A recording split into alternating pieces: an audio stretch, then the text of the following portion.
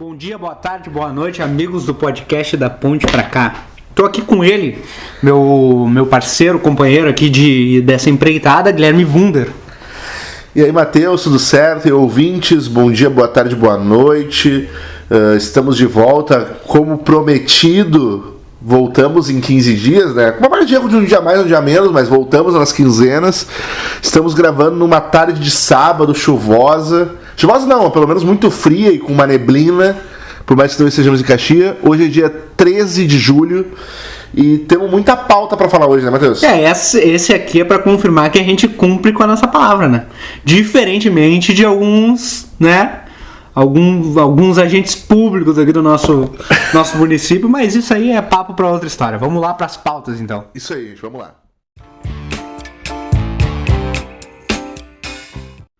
Bom, Gui, vamos começar com uma pauta que já foi assunto aqui no podcast várias e várias vezes, né? Que é uma pauta, assim, ó, muito delicada, eu diria, né?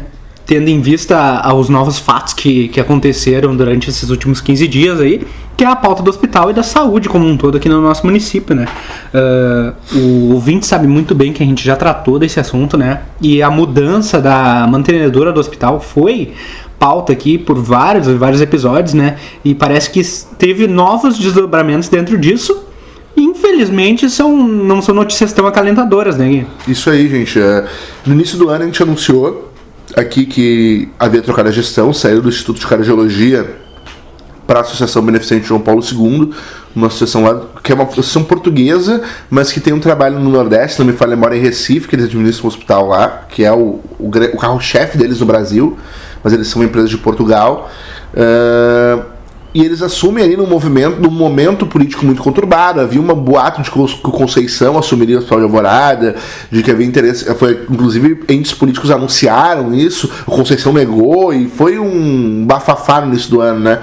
Logo depois, a Associação Beneficente João Paulo II assumiu, numa troca de gestão, numa transição bem complicada, onde teve greve, manifestação, demissão de funcionários, vinda de novos funcionários.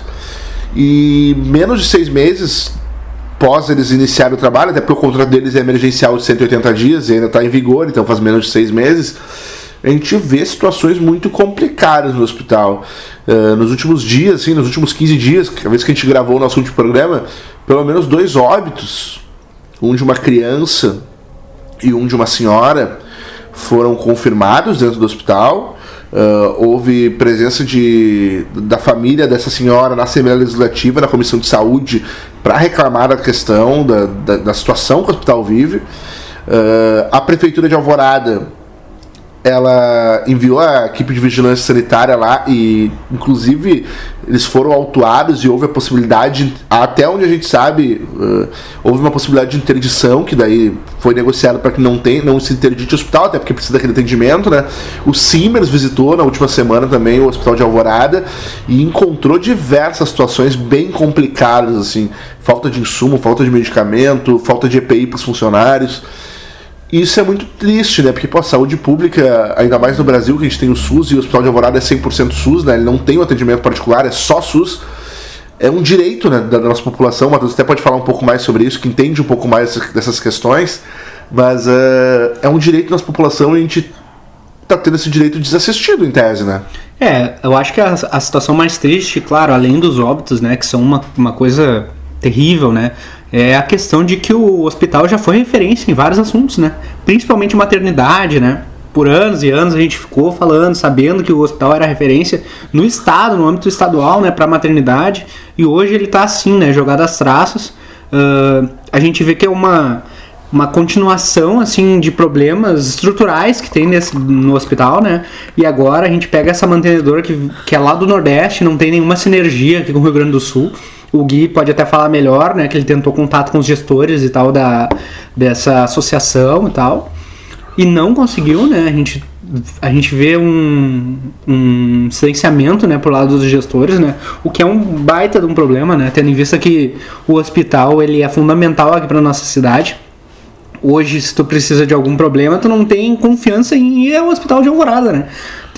Muita gente deve estar procurando outros lugares para ir, né? E, cara, a questão dos óbitos, assim, pra mim é a pior coisa que existe, né? Não tem não tem justificativa nenhum, né, que os culpados por esse sucateamento, né, do serviço público sejam apontados e punidos, porque é surreal a gente estar vivendo uma situação dessa em pleno 2024, né, sabendo que a gente já passou agora, nesses últimos anos, aí, por uma pandemia, né, seria, na realidade, o melhor seria o contrário, né, um investimento maior, assim, em serviços públicos de qualidade, só que parece que é um assunto menor, né? E até assim, num ano de eleição isso está acontecendo, né? Uma coisa assim, extraordinária, né? Já foi assunto no podcast quando teve a mudança ali, aquela questão do nosso governo atual trazer alguma coisa que parece que foi feito de qualquer jeito, né? E buscar ali o Conceição e o Cardiologia sair do jeito que foi, os protestos, né? É tudo um absurdo aqui dentro da nossa situação. No fim, quem passa a desistir é o povo, né? Que precisa desse serviço e acaba não sendo beneficiado, né? Pois é, assim, a gente fala até um pouco disso, porque quando foi para...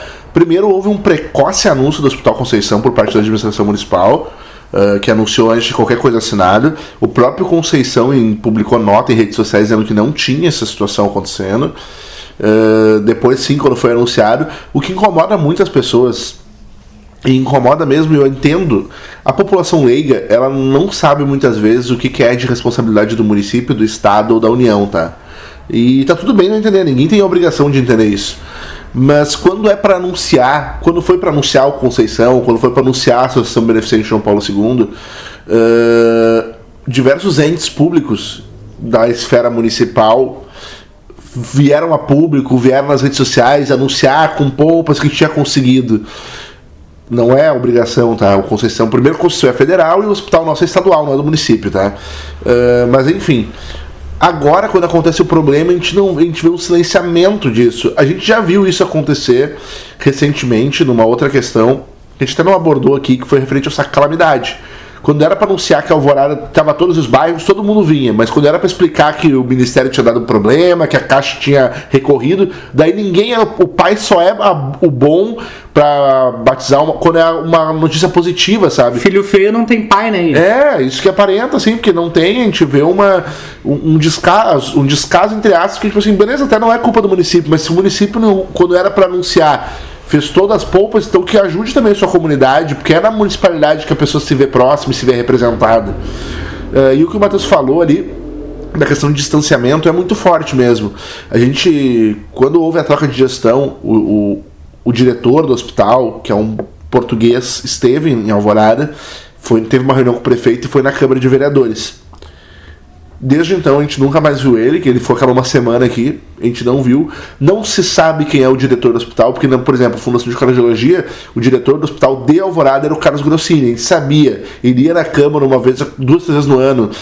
Eu, como trabalho no Jornal Semana, tinha o telefone direto dele, se a gente precisasse entrar em contato para entrevista e tudo mais. Era muito mais próximo, ele vinha em Alvorada. Acredito eu que a Alvorada deve ter um diretor trabalhando aqui, mas a gente não sabe quem ele é. Não tem a proximidade. E daí não é algo pessoal com o Jornal Semana, porque essa pauta, a Record, o SBT e a Bandeirantes foram três emissoras que em seus programas vieram acompanhar os protestos na frente do hospital. Ninguém atendeu eles. Eles receberam depois de muito... A Gaúcha recebeu uma nota que foi padrão para todos os veículos depois, mas não teve um diretor, um gestor do hospital para dar entrevista, para explicar o que está acontecendo, para atender essa comunidade. Teve um repórter, se não me falha memória, da Record, que entrou no hospital e deram 2 telefones para ele, ligou pro telefone e ninguém atendeu ele, sabe? Não, vamos mandar uma nota, e essa nota não veio naquela matéria, veio numa outra depois. O Alvoroço Filmes queria gravar uma cena no hospital de Alvorada e eles tinham fechado a cena quando ainda era o Instituto de Cardiologia.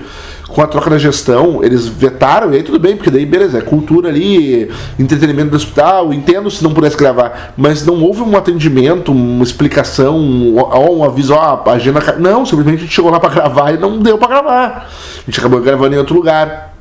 Então, isso mostra que o hospital está totalmente, além de estar desassistindo uma população, ele está distante da gente, sabe? E eu acho que isso faz falta também, ter um gestor próximo, ter uma equipe próxima aqui para trabalhar. A tua fala, a tua explanação aí só tira um pouco o peso desse absurdo que é a questão do hospital, que é um problema que vai continuar sendo pauta aqui, infelizmente, né?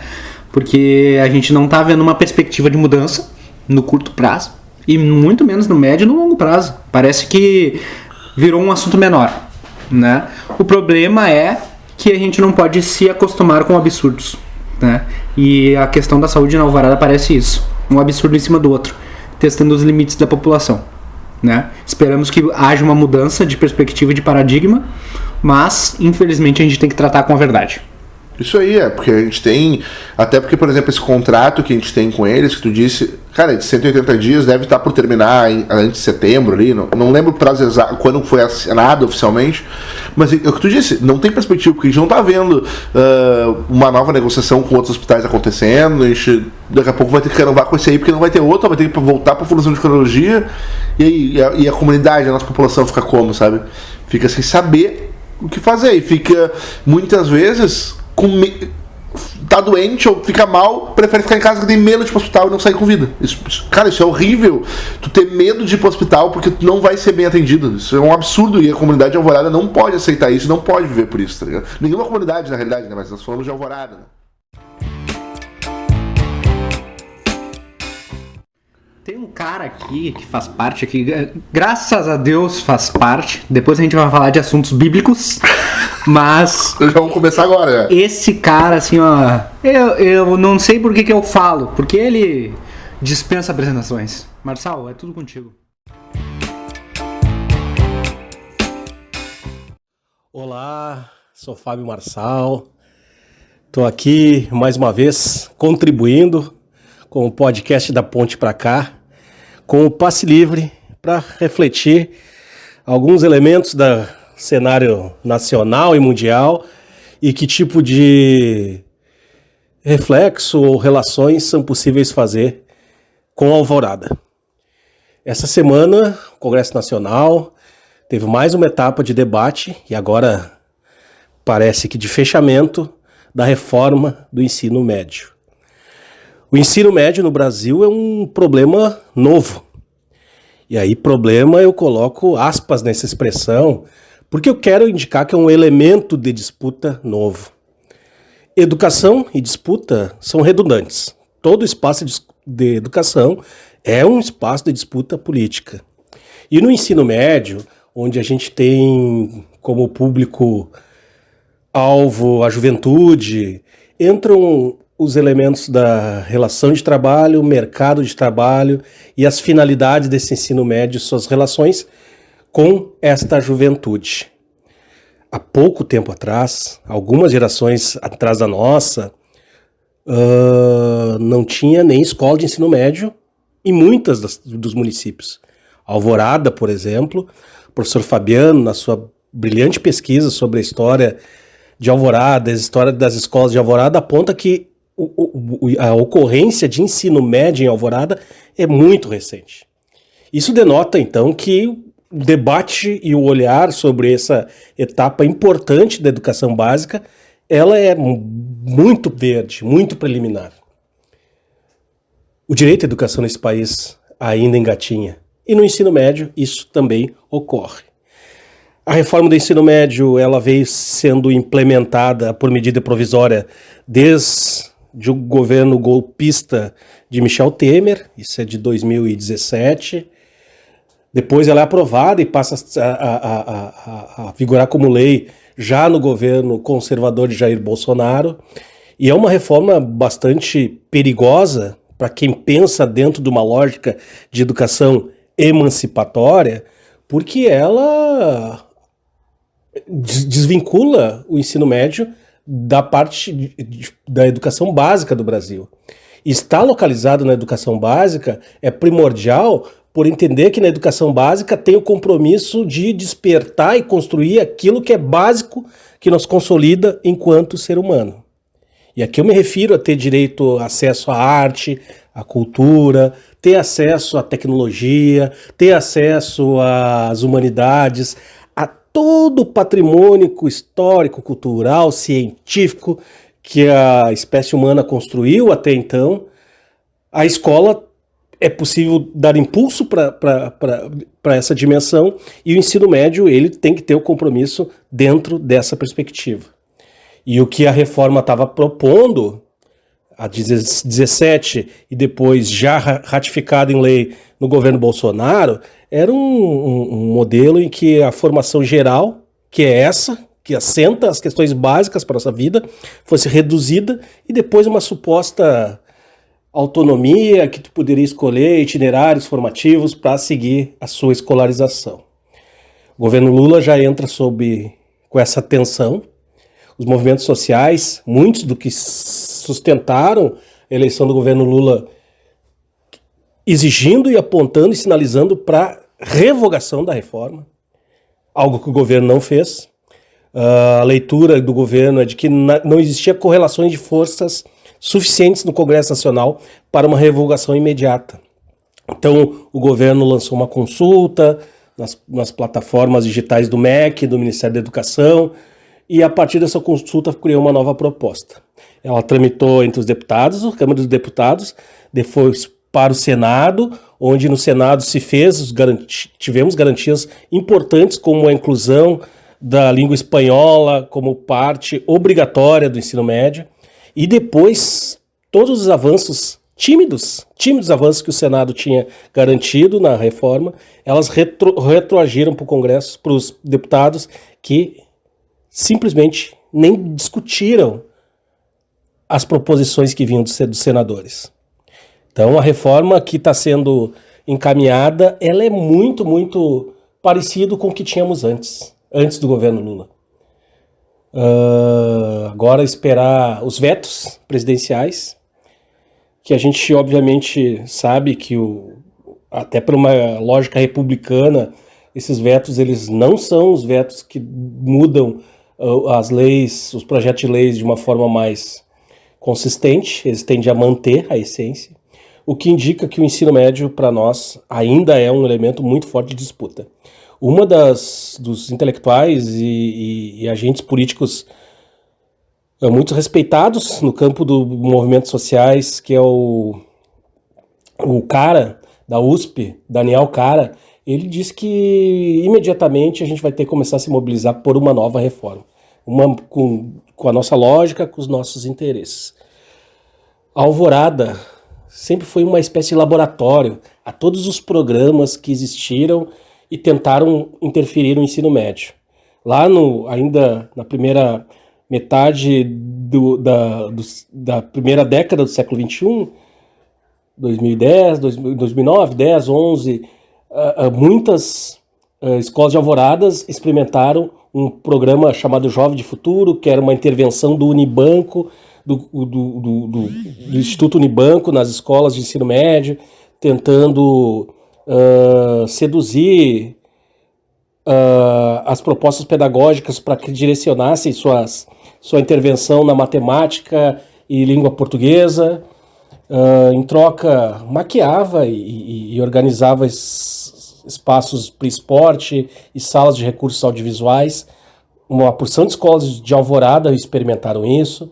Depois experimentou a experiência ruim do Politécnico, que o governo Tarso não soube implementar no estado do Rio Grande do Sul, e agora experimentava já era uma das escolas daqui de Alvorada, foi uma das primeiras experiências dessa reforma do ensino médio, em especial de turno integral, que o governo Temer queria viabilizar.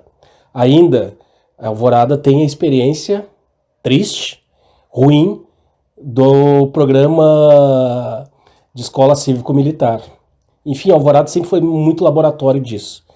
O que nos dá um alento é que a Alvorada tem uma experiência muito importante, certamente uma referencial para a escola pública brasileira e para o ensino médio como um todo, que é o ensino médio integrado à educação profissional, que o Instituto Federal, os institutos federais e a unidade de Alvorada realiza com muita qualidade e com consequências sociais bem importantes. Um abraço, até a próxima.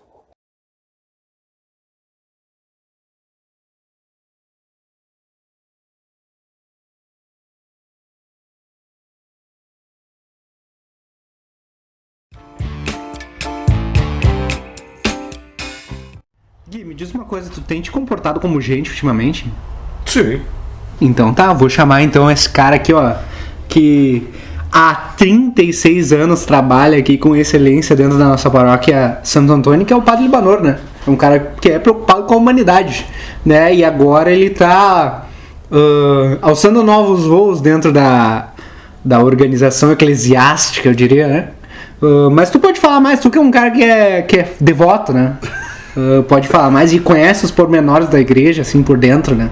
O que vai acontecer com o nosso querido Padre Libanor, que já foi alvo de polêmicas, né? Num passado próximo. O Padre Libanor, após 36 anos de trabalho, quase 37 anos, 36 completados, quase 37, está de saída da paróquia Santo Antônio. Ele era o terceiro padre mais antigo no Rio Grande do Sul, numa mesma paróquia. Tem 2 em Sapucaia que estão há mais tempo que ele, e agora ele sai, vai para o Santuário Nossa Senhora de Fátima, que é pertinho de Alvorada aqui. Para quem mora em Alvorada, é da ponte para lá, no caso, pro lado da Escola São Francisco.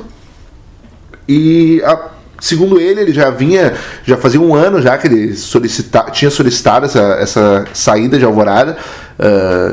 Inclusive isso mostra que não tem relação com a polêmica que tu citou no início ali, que é o que aconteceu no período das enchentes, porque ele cita que fazia um ano já que ele tinha pedido essa saída. E a alegação dele é, primeiro, o Padre Libanor tem uma questão de saúde, né? Tanto é que a Igreja Católica, normalmente um padre não fica mais do que 10 anos na mesma paróquia. Em torno de 8 anos ocorre uma troca. E ele...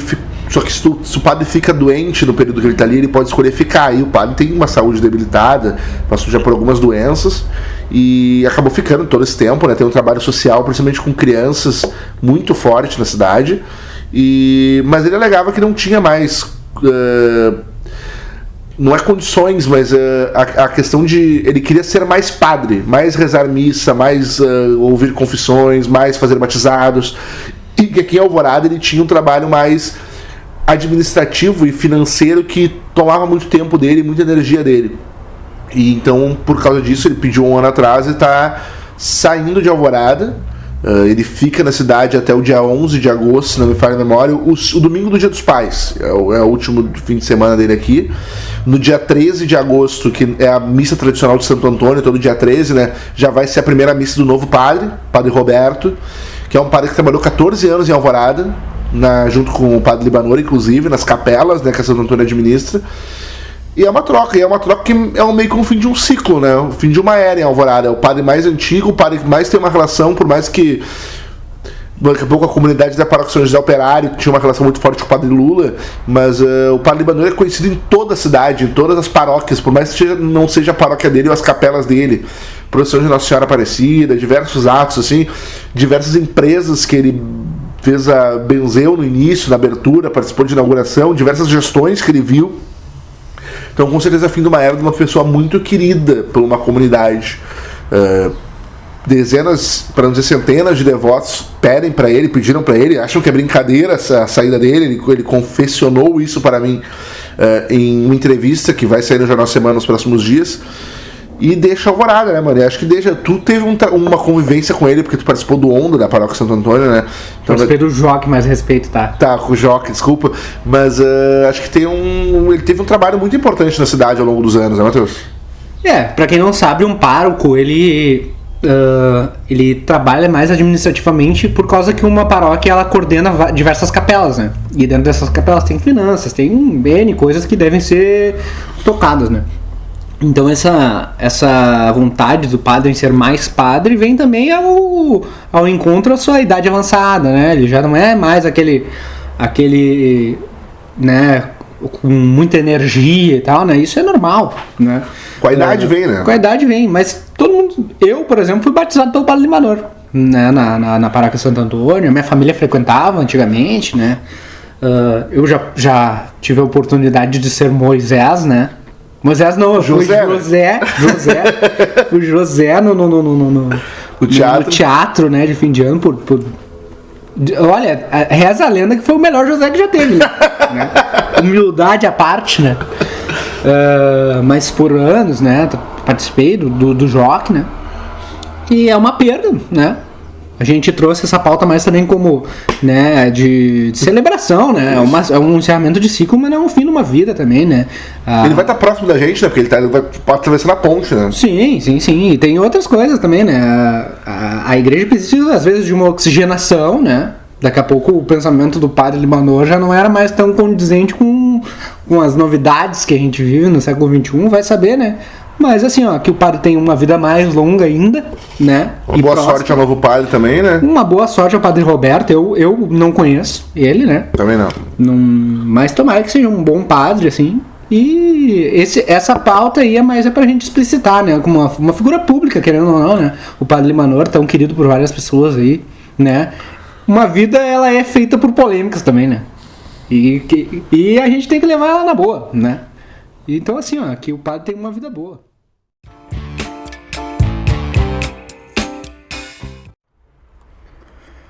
Gui, eu diria que essa edição do podcast tá só com problemas, né? A gente já falou do hospital e da saída de um padre, e agora a gente vai falar do lixo, que é uma das decorrências, né, da enchente ainda, né? Muitas casas na Alvorada foram afetadas e todo mundo sabe que quando tu é afetado, principalmente os móveis mais modernos, tem que tocar fora. Não tem jeito de salvar. A questão do lixo no bairro 11 de Abril, né? A Alvorada, para quem não sabe, não tem um lixão, né? O lixo, como já foi dito no podcast, é mandado para Minas do Leão. Só que com tudo que está acontecendo no nosso estado aqui, a prefeitura teve que colocar esse lixo em algum lugar. E esse lugar foi no 11 de Abril, um lugar que historicamente já teve um lixão, né? E que hoje é até proibido, né? Hoje é proibido por lei ter lixão. O Gui vai entrar mais a fundo nesses pormenores aí, porque ele fez o trabalho de jornalista dele, né? Quanto a isso, mas é um problema sério lá da comunidade da 11 de Abril, né? Que tá sofrendo com esse lixo aí que não deveria jamais estar ali, né?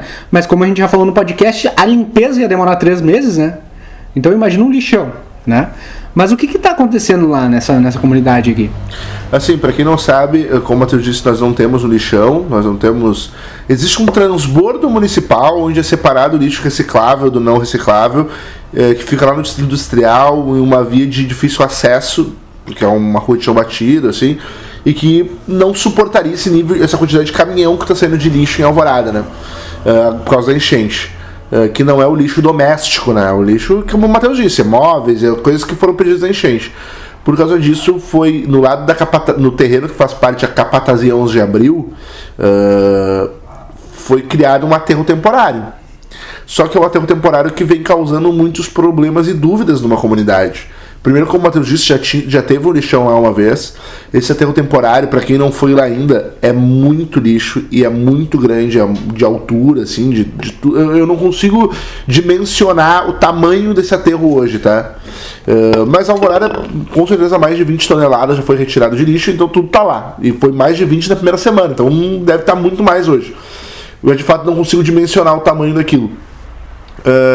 Só que é um aterro temporário na frente de uma escola, bem na frente de uma escola, do Kaique Mário Quintana, no lado do arroio do bairro Umbu, que divide o bairro Umbu com 11 de Abril, é do lado do arroio. Existe uma comunidade lá de pais de alunos que já está fazendo abaixo-assinado na escola para retirada daquilo. Existem casos de leptospirose confirmados, um inclusive, se não me falha a memória, é no bairro Maria Regina, que é próximo ao 11 de Abril. Tem gente dizendo relatos de muitos ratos, muitas coisas naquele lá. E fica uma preocupação naquela comunidade de que esse aterro temporário não seja tão temporário assim, sabe? E acaba se tornando permanente, agora volte a ter um lixão. Ou quando que vão tirar aquilo de lá? É uma preocupação muito grande numa comunidade. Eu acho que tem riscos tanto de saúde pública quanto ambientais, por estar na frente do arroio, e de saúde pública por risco de doenças e tudo mais. E é muito complicado a gente ver aquilo, a gente não sabe para onde vai. Há 15 dias atrás a prefeitura tinha dito que estava concluindo a contratação de uma empresa que a retirada começaria a semana passada. Minas do Leão, em tese, informações que a gente tem de bastidores, assim, o famoso off, é que Minas do Leão não aceita esse tipo de lixo. Minas do Leão aceita só lixo doméstico, que seria um outro lugar que teria que ser contratado. E começar a retirar semana passada. Eu fui no aterro terça-feira, ou quarta, não lembro agora, e ainda estava lá e eu não vi nenhum movimento de retirada. Não sei se começou entre quinta e sexta. também tem condições climáticas que podem te atrapalhar no início, né? Mas não foi divulgado pela prefeitura se foi assinado contrato com algum lugar para destinação final, se está acontecendo essa retirada. E a gente vê uma situação bem calamitosa e bem complicada para aquela comunidade. Que daí vamos entrar de novo. 11 de abril e Umbu são os bairros mais humildes do município, talvez ao lado do sítio dos Açudes. Então, eles já têm toda uma dificuldade histórica, e daí de novo eles vão ser mais penalizados ainda com essa questão desse lixão lá. A Assembleia Legislativa, o deputado Matheus Gomes veio em Alvorada, disse que levaria essa pauta para a Comissão de Saúde e Meio Ambiente da Assembleia. Não sei se já foi levada, porque a gente não sabe como é que funcionam as reuniões, né? Mas é um tema que preocupa muito, por mais que a gente saiba, o Matheus vai falar um pouco também disso, já que o Matheus frequenta Porto Alegre, porque ele trabalha em Porto Alegre. Não é uma exclusividade de Alvorada esses lixões, esses aterros temporários, mas a gente tem que ficar em cima para que sejam de fato só temporários, né, Matheus? A gente sabe que o nosso estado aqui foi castigado como um todo, né?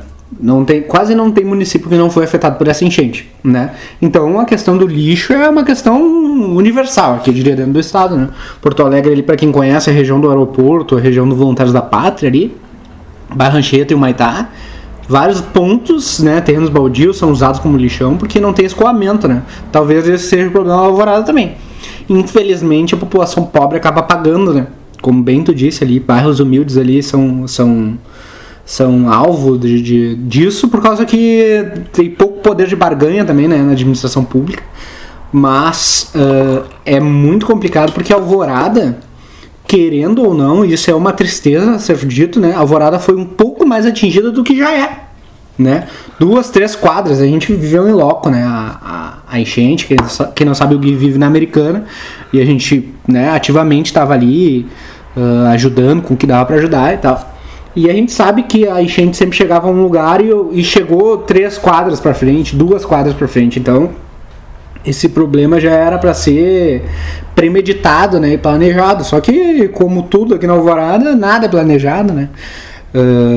A gente espera que esse vídeo que foi feito pelo deputado Matheus Gomes, né, seja levado, né, para as instâncias necessárias e que seja logo seja resolvido e tal. Mas assim, acredito que vai demorar, né? Porque infelizmente é uma população que vai continuar sofrendo, né? Em frente a uma escola, né? Será que não tinha um lugar melhor para botar esse lixão ao lado de um riacho, né? É bem complicada a situação, né? Mais uma coisa na conta da enchente. Só que assim, a gente tem que ver quais são os limites da catástrofe climática para a má gestão da maquinaria pública, né? Pois é, porque a gente vê, assim como tu disse, né, Alvorada, se a gente se comparar com, por exemplo, com Porto Alegre e Canoas, que são cidades próximas a gente aqui, eles foram muito mais atingidos na proporção. Alvorada, a enchente de 2015, que tinha sido a maior que nós tínhamos vivido, essa de agora foi maior, mas comparando com 2015 deve ter sido, como tu disse, 1, 2 quadras a mais, assim. Talvez demorou um pouco mais para baixar a água porque choveu, demorava, questão de vento. Outros rios, que é onde o Arroio Feijó e a água daqui desemboca, também estavam cheios. Eu acho que até demorou um pouco mais, talvez. Mas era premeditado, como tu disse. A Alvorada precisa, já que a Alvorada não tem um dique, já que a Alvorada não tem como tirar aquelas comunidades americanas e dar terrenos ou ressarcir as pessoas em outros lugares, a Alvorada tem que ter um planejamento, pelo menos atender com dignidade e rápido essas pessoas. Porque primeiro a gente vê diversas ruas ainda com lodo, com um cheiro forte de peixe, de podre, assim, sabe? Que ainda não ocorreu uma limpeza com um hidrojato ou com algum mecanismo. Segundo, que os moradores ficaram muitos e muitos dias, eu acho que ainda tem moradores com lixo em frente à sua casa. Eu acho que deve ser, psicologicamente falando, acho que a gente falou isso no nosso especial de enchente, muito complicado tu ver o que tu perdeu na tua casa todo dia. E daí beleza, o pós-enchente, que é essa limpeza, meio que só transferiu de lugar o problema, porque o lixo está tudo aqui, consequentemente doenças, consequentemente ratos, na beira de um arroio. Vamos bater na madeira, mas se me acontece alguma coisa, esse lixo cai nesse arroio. E aí como é que fica um desastre ambiental que poderia ter sido evitado? Eu acho que essa pauta do aterro é uma pauta que a gente vai, que nem o hospital e que nem o transporte coletivo, a gente vai voltar com frequência. Espero que, e inclusive a gente se compromete para quando tirarem, a gente informar que foi tirado lá e dizer para onde foi e tudo mais. mas a gente tem que ficar em cima disso, sabe? A gente, como podcast, o Jornal da Semana, outras esferas... A população, né? A população, o deputado, com o Matheus Gomes que a gente citou, porque a gente não pode normalizar aquele aterro lá, porque se normalizar, não sai mais.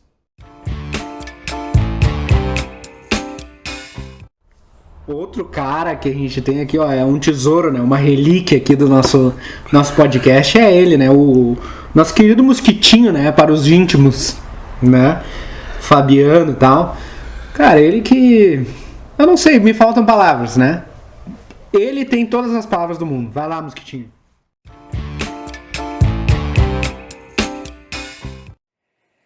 Olá, ouvintes do Da Ponte Pra Cá. Eu sou o professor Fabiano e vou falar mais um pouco sobre a história de Alvorada. Você sabia que o antigo Passo do Feijó pertenceu a Porto Alegre? Como assim? Não era Viamão? Calma, vou explicar. Que o território de Alvorada era uma extensão de terras que pertencia a Viamão, a maioria das pessoas já sabe. Desde a origem, em 1780, como uma grande fazenda pertencente a Manuel de Souza Feijó. Depois, no século XIX, a localidade passou a ser conhecida como Passo do Feijó. Já em 1952, foi alçada a categoria de terceiro distrito de Viamão, englobando as vilas do Passo do Feijó, Passo da Figueira, Cocão e Estância Grande. Isso até setembro de 1965, quando houve o desmembramento de Viamão e a emancipação política de Alvorada. O problema é que, na evolução da divisão territorial da província rio-grandense, Viamão nem sempre teve autonomia administrativa equivalente a uma freguesia independente. Por um período histórico, chegou a ser inclusive capital da capitania de Rio Grande, para depois retroceder e responder administrativamente a Porto Alegre. A freguesia de Nossa Senhora da Conceição de Viamão foi fundada em 1747.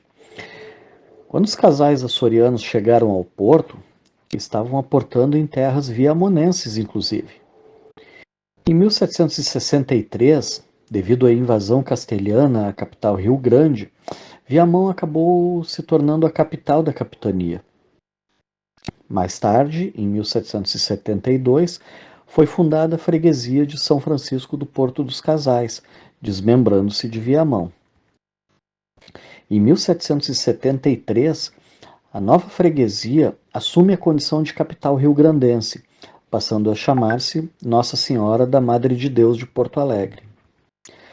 Portanto, quando Manuel de Souza Feijó recebeu a quadra de terras por aqui, este era o status de Viamão, uma freguesia separada de Porto Alegre, com um considerável número de habitantes e que recém havia perdido a condição de capital. Mais tarde, em 1809, houve a primeira divisão administrativa da capitania de São Pedro, com a criação dos 4 primeiros municípios. Eles eram Rio Grande, Porto Alegre, Rio Pardo e Santo Antônio da Patrulha. Viamão acabou, digamos, rebaixada à condição de freguesia de Porto Alegre, e assim permaneceu até a sua emancipação, em 1880. Assim, durante quase todo o século XIX, o Passo do Feijó, como uma parte de Viamão, pertenceu a Porto Alegre, e por isso os arquivos e acervos de Porto Alegre guardam ainda relevantes informações sobre o nosso território. As atas da Câmara Municipal de Porto Alegre, por exemplo, abordam questões sobre infraestrutura, como conservação das estradas e pontes, e também serviços como a oferta de aulas no Passo do Feijó. É isso aí, eu espero que vocês tenham gostado. Um abraço e até a próxima.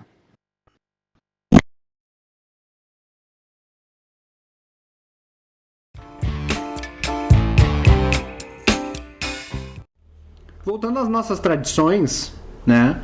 Esse é um programa mais estruturado.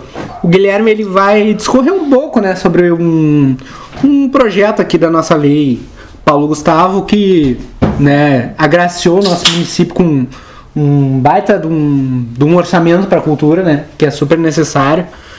Ainda mais nesse momento, né, de incertezas aí. Só a cultura salva, né, Gui? E essa semana tu vai trazer quem pra falar sobre o quê?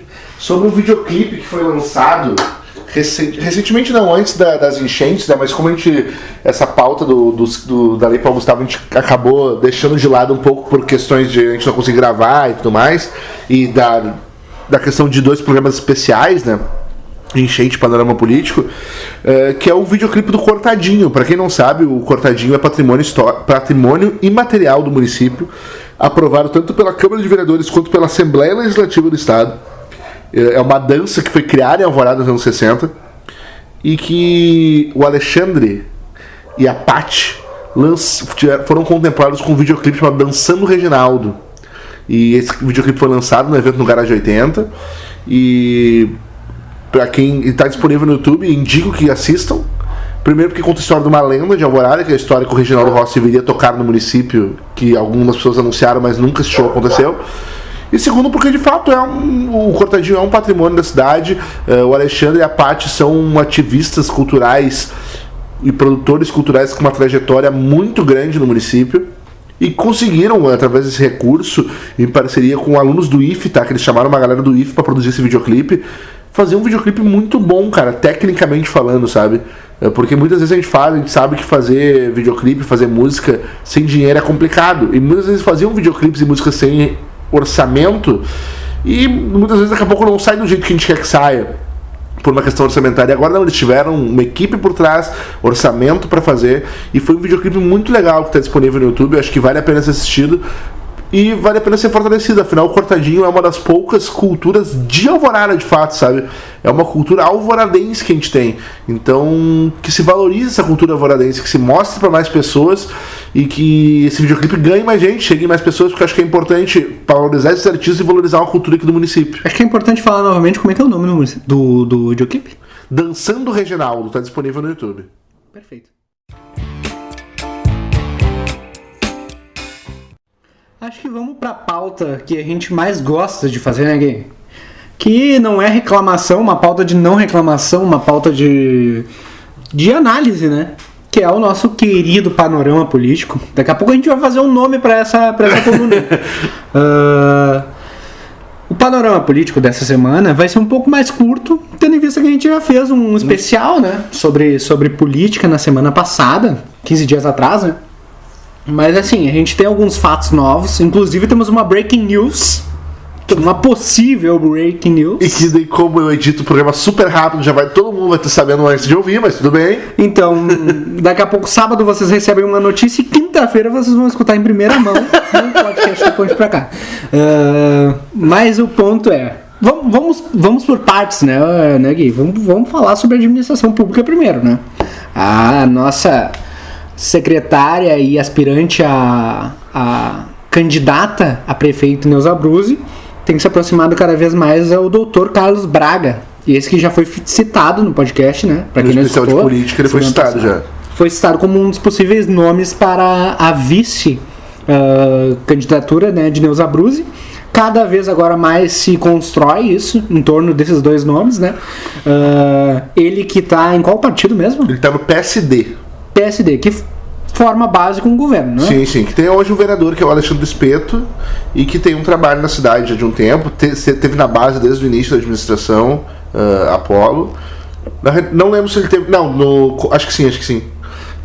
Pelo menos, acho que ele não apoiou na candidatura, mas ele, quando o Apolo ganhou, ele virou base. E que é um cara que tem um trabalho social na cidade, junto à Paróquia São Antônio, né? E que foi médico do município durante muitos anos, foi homenageado, inclusive, esse ano.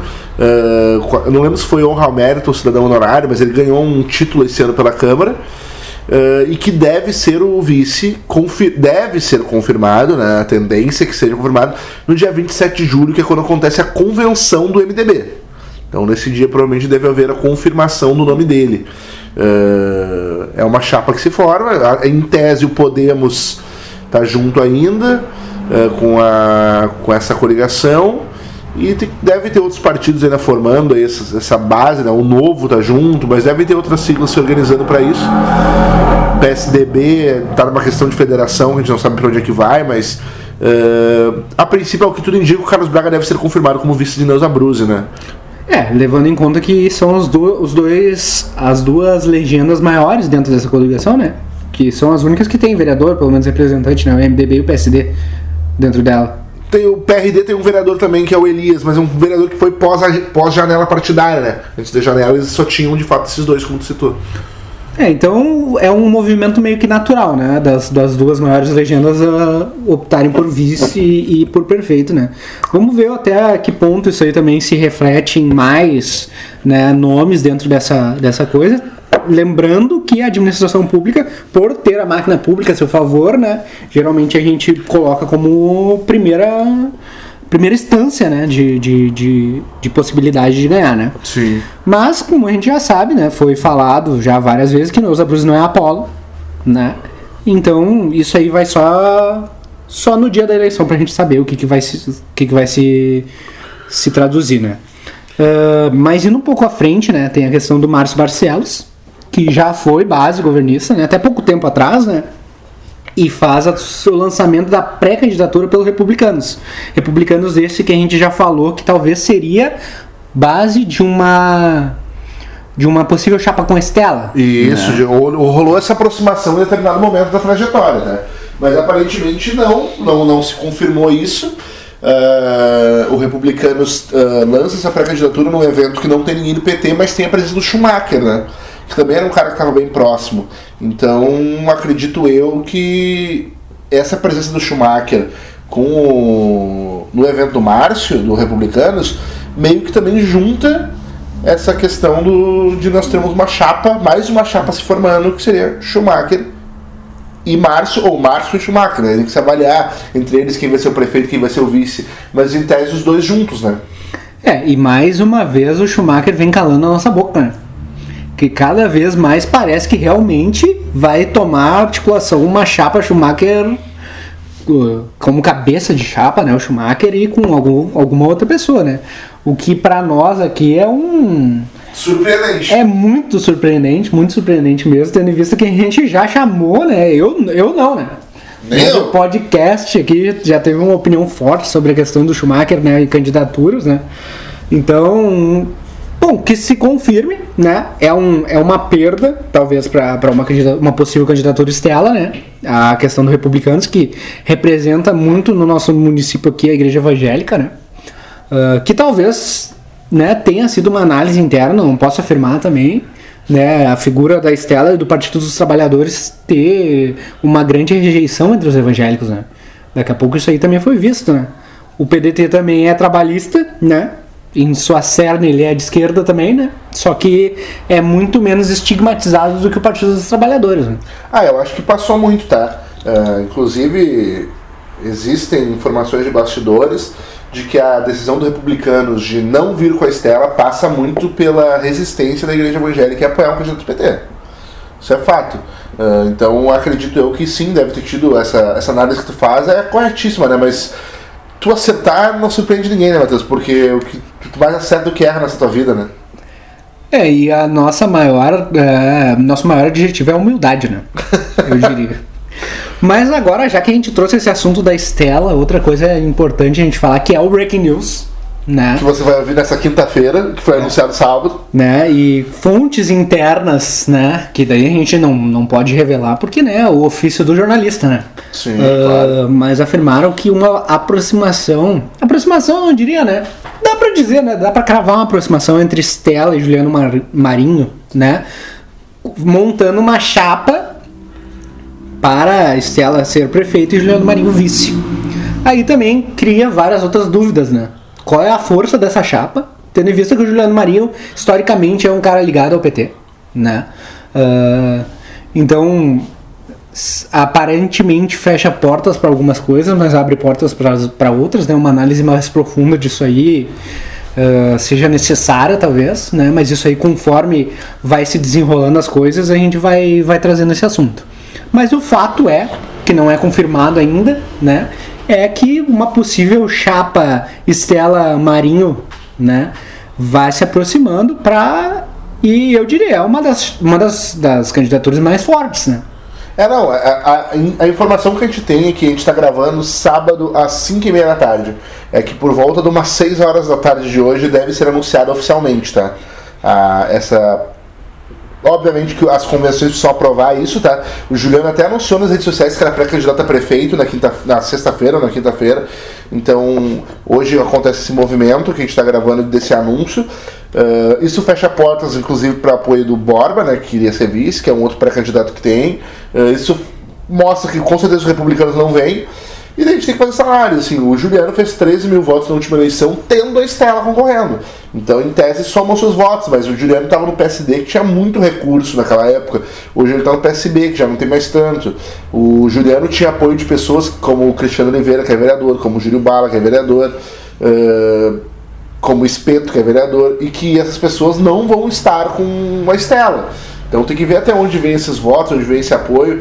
Mas é uma candidatura que, mais uma que se consolida, né? A gente acaba querendo não tendo 4 confirmadas, pré-confirmadas, né? Douglas e Valmor, que não teve nenhum fato novo na última semana, Schumacher e Márcio Schumacher, Estela e Juliano, e Neuza e Dr. Braga. Ainda tem o Borba como uma quinta candidatura, que a gente não sabe se vai de fato confirmar, ou se daqui a pouco vai retirar a candidatura e apoiar alguém, né? E tem a Juniara. Juliana já confirmou que é pré-candidata a vereadora, ela retirou a pré-candidatura a vice-prefeita dela. Mas a gente tem esses nomes num cenário que se confirma cada vez mais de pelo menos 4 candidaturas com chance de vencer, né? Vai ser uma briga bem diferente do que foi o último pleito, né? É uma disputa muito mais aberta, né? Tendo em vista que, tipo, tem caras fortes, né? Cristiano Schumacher é um nome muito forte dentro do legislativo, né? O próprio Juliano também é um cara que tem um peso forte aqui. O Douglas Martella é um cara que vem assim numa crescente nas últimas. Então, assim, não tem voto pra todo mundo, né? A gente vai ver pra que lado que vão esses votos aí. Porque uma pulverização, até assim, uma análise mais ampla, a gente pode pensar que a pulverização dos votos, assim, em nome de várias candidaturas, pode beneficiar algumas, né? Que não teriam uma força para vencer sozinho, mas pela pulverização consiga vencer. Mas é estranho, né? Um município como Alvorada ter tantas candidaturas, né? Também é meio que o raio-x de um não saber para onde ir da administração atual, né? Porque a gente vê vários nomes que poderiam estar compondo base para uma talvez candidatura da administração atual, que vão lançar candidaturas ou que vão se adaptar ao projeto, a projetos alternativos, né? Mas essa é a dificuldade de se criar um sucessor no Brasil, né? A gente sabe que o Apolo é um cara que aglutina muita gente em torno do nome dele, mas Neuza Abruzzi não é Apolo.